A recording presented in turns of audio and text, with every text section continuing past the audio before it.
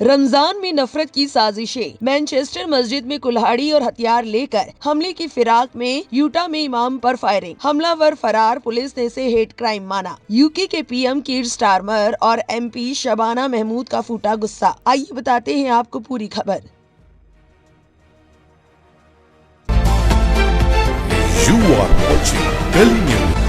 रमजान का आगाज होते ही नफरती चिंटू एक्टिव हो गए हैं और लगातार मुसलमानों को निशाना बनाकर उनके खिलाफ जहरीले कामों को अंजाम दे रहे हैं। यूके से भी ऐसी खबरें सामने आई हैं। पहली खबर मैनचेस्टर सेंट्रल मस्जिद से सामने आई है, जहां पुलिस जांच कर रही है, जिसमें एक आदमी पर आरोप है कि वो मस्जिद के अंदर कुल्हाड़ी लेकर गया था। इस मामले में अब दूसरे आदमी को भी गिरफ्तार कर लिया गया है। मंगलवार रात करीब 8:40 पर पुलिस को मैनचेस्टर सेंट्रल मॉस्क्यू बुलाया गया, क्योंकि 2 आदमी वहां संदिग्ध हालत में दिखे थे।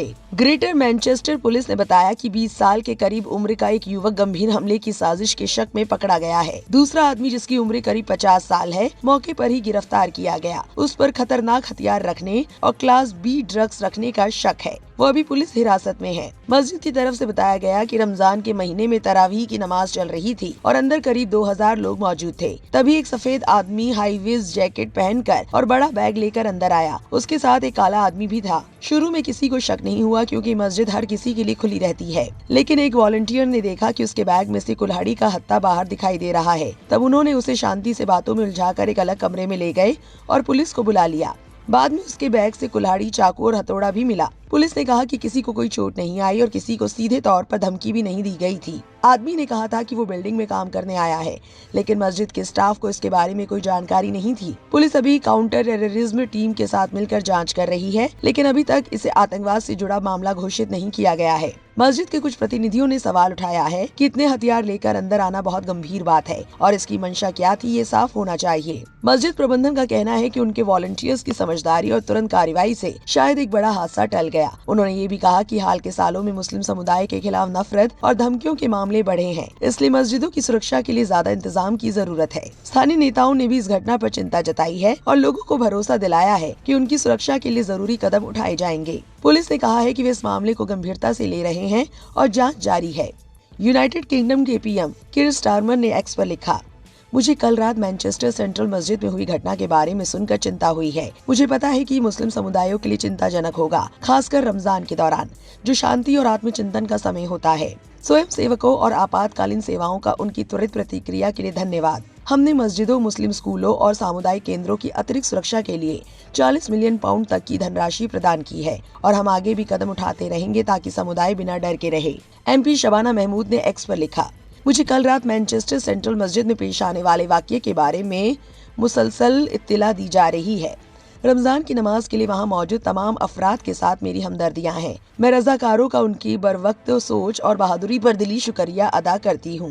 जीएम पुलिस इस वक्त तफ्तीश की क़ियादत कर रही है और उन्हें अपना काम करने की इजाजत दी जानी चाहिए। जिस किसी के पास कोई मालूमात हो, वो 101 पर उनसे राब्ता करे। हमारे मुल्क में नफरत के लिए कोई जगह नहीं है और न कभी होगी।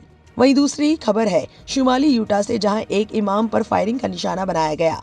पुलिस ने ऐसा बताया। मकामी मीडिया के मुताबिक एक नामालूम शख्स ने मजहबी रहनुमा इमाम शुआइब दीन पर उस वक्त कई गोलियां चलाई जब वो अपनी गाड़ी में थे। वो जख्मी नहीं हुए। ये वाकया रमजान के आगाज के चंद दिनों बाद पेश आया। वेस्ट जॉर्डन में मौजूद यूटा इस्लामिक सेंटर के सरबराह जनाब दीन ने शाम को अपने अहले खाना के साथ रोजा इफ्तार किया और फिर नमाज के लिए मस्जिद की तरफ रवाना हो रहे थे। जनाब दीन ने द सॉल्ट लेक ट्रिब्यून को बताया कि जब वो अपने गैराज से गाड़ी निकाल रहे थे तो एक नकाब और हुडी पहने हुए मुसल्लह शख्स ने फायरिंग शुरू कर दी। पहली गोलियां चलने के बाद उन्होंने इमरजेंसी खिदमात को कॉल की और उन्हें हमलावर की गाड़ी का लाइसेंस प्लेट नंबर नोट करने की कोशिश करने को कहा गया, लेकिन हमलावर उनकी गाड़ी के बराबर आ गया और दोबारा फायरिंग की। इमाम के मुताबिक गोलियां आगे और पीछे की सीटों के साथ साथ विंडशील्ड से भी गुजर गई। वाजिब है कि उसे मेरा घर, मेरी गाड़ी और मेरी दिनचर्या का इल्म था, जनाब दीन ने कहा। पुलिस ने कहा कि फायरिंग का मकसद अभी वाज़ेह नहीं है, लेकिन इसे मुमकिना नफरती जुर्म के तौर पर भी देखा जा रहा है। सैंडी पुलिस डिपार्टमेंट के सार्जेंट माइकल ओल्सन ने कहा, हम मुतासरीन की हिफाजत पर 100% तवज्जो दे रहे हैं। हम तमाम मुमकिना सुराग और तमाम मुमकिना अवामिल की तहकीक कर रहे हैं।